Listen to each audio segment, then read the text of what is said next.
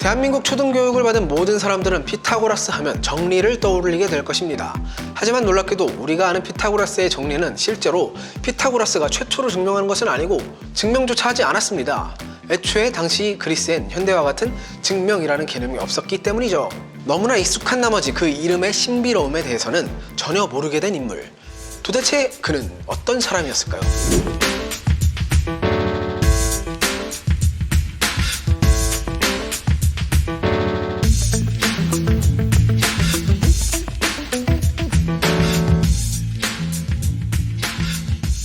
그는 소아시아의 이오니아 출신으로 자세한 이야기는 전해지고 있지 않으나 여러 기록에서 그를 서술하는 이야기를 보자면 고대인들에게 피타고라스라는 이름은 두렵고 신비로운 이름이었다는 것은 틀림없습니다. 그는 이집트로 유학가서 학문을 배웠으며 귀국한 이후에는 그리스 종교의식에 열심히 참석한 독실한 사람이었습니다.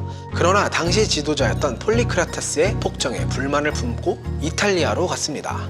그는 그곳에서 높은 학식을 바탕으로 여러 사람들을 가르쳤고 이후 그를 중심으로 피타고라스 학파가 형성되게 되었습니다.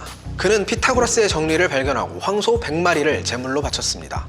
물론 최초도 아니고 체계적 증명도 아니었지만 놀라운 발견이면 틀림이 없었기 때문에 감사한 마음에 신께 제물을 바친 것이죠. 당시 피타고라스와 그 제자들은 모든 수를 분수로 표현 가능하다고 여겼습니다. 실제로 유리수는 분수로 표현이 가능했죠. 그리고 그것은 그들 학파의 신비한 교리 중 하나였습니다. 그러나 그의 제자 중 히파소스라는 사람이 피타고라스의 정리를 보던 중 그의 교리를 정면으로 부정하는 무리수의 존재를 깨닫게 되었습니다. 한 변의 길이가 1인 정사각형의 대각선을 피타고라스의 정리로 풀어보면 루트 2가 되죠. 루트 2는 분수로 표현할 수 없는 무리수였던 것입니다. 이 일로 인해 피타고라스 학파는 크게 동요하기 시작했고 피타고라스는 고심 끝에 자신의 제자를 수장시켜 죽여버리게 됩니다. 피타고라스의 명성에 많은 사람들이 그의 제자가 되길 원했는데요. 그는 제자를 두 분류로 나누어서 받았습니다. 한 분류는 수업만 듣고 토론회는 참석하지 못하는 일반 학생. 이들에게는 심오한 지식을 전하진 않았다고 합니다. 다른 한 부류는 토론회도 참석하는 피타고라스 학파의 진정한 일원이었죠. 피타고라스 학파는 만물은 모두 수라는 신념을 가지고 있었습니다. 피타고라스는 모든 우주의 현상이 어떤 숫자의 상호관계로 이루어져 있고 수의 성질을 연구하면 영원불멸한 우주의 진리를 알 수 있다고 믿었죠. 실제로 우주 만물이 따르는 규칙이 수학이라는 점은 분명하죠. 자연계의 수학 법칙을 탐구하는 과정이 근대 과학을 크게 발전시키기도 했으니까요. 피타고라스는 어느 날 대장간 옆을 지나고 있었는데 듣기에 좋은 어울리는 소리가 들렸다고 합니다. 그래서 들어가 알아보니까 망치의 무게 사이에 나름의 정수비가 성립했다는 것이죠.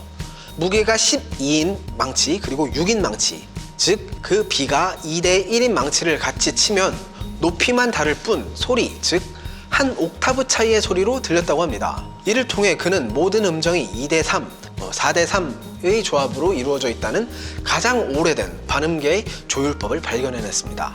이게 바로 피타고라스 음계죠. 이 발견도 위에서 소개한 만물이 수라는 사상을 가지고 있었기 때문에 소리 역시 수학적 원리를 따른다는 믿음이 있어서 발견해낼 수 있었던 것이죠. 피타고라스 학파는 비밀결사적 성격을 띠고 있어서 자신들의 저작과 지식을 다른 단체나 인물에게 함부로 넘겨주지 않았습니다.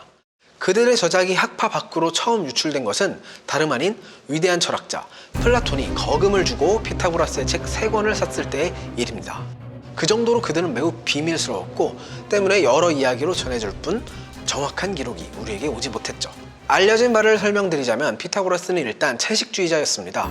그러면서도 절대 콩을 먹지 말라고 가르쳤죠.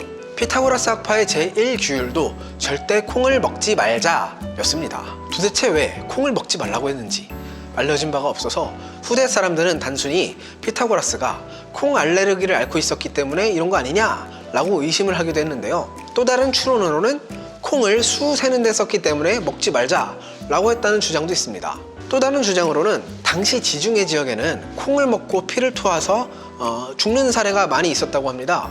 당시에 콩은 활성산소를 만들어내는데 일부 지중해인들은 유전적 결함으로 인해 이를 잘 분해하지 못해서 죽는 경우가 많았던 것으로 추측됩니다.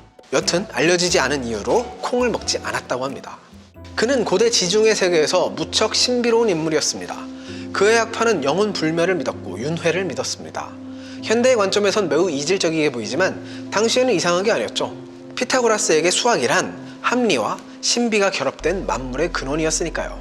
예를 들어 여기 삼각형을 보시면 피타고라스는 이 정리를 증명했지만 현실 세계에서는 그 누구도 정확한 삼각형을 그릴 수 없습니다. 아무리 정교하게 그려도 미세한 부분에서는 아주 작은 단위에서 삼각형이 비틀렸을 것이고 10억 분의 1m, 1나노미터 이런 게 어긋났을 수 있을 것입니다. 이것은 무엇을 의미하느냐? 진짜 삼각형은 현실 세계에 실제 존재하는 것이 아닌 지성으로 관측하는 세계에 있는 것이고, 실제 현실 세계의 삼각형들은 지성으로 관측하는 세계에서 모방해온 짝퉁에 불과하다라는 것입니다. 또한 숫자와 같은 수학의 대상들은 실제한다고 해도 영원한 존재로서 시간이나 공간에 구속받지 않는 우월한 것들이죠. 이런 방식으로 피타고라스는 신비와 합리가 밀접하게 결합한 이 독특한 사상을 낳게 되었습니다. 또한 아까 플라톤이 3권의 책을 사갔다고 소개를 해드렸는데, 그렇기 때문에 피타고라스의 이런 신비스러운 사상이 플라톤의 이데아 사상에 강력하게 영향을 끼치기도 했죠. 또한 플라톤의 이데아 사상은 훗날 기독교 신학에 크게 영향을 끼쳐서 지금도 기독교 신학은 피타고라스의 사유가 남아있게 된 것입니다.